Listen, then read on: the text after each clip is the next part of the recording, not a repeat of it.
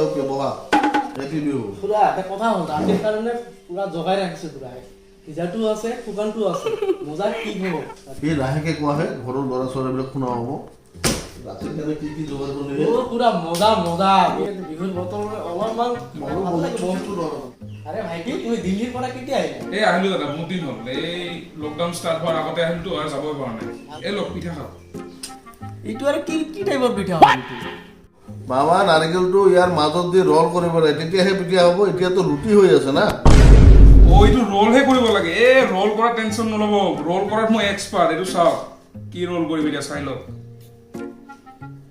ৰলহে কৰিব লাগে কিমান ৰল কৰিলো হোষ্টেলত Oh my God!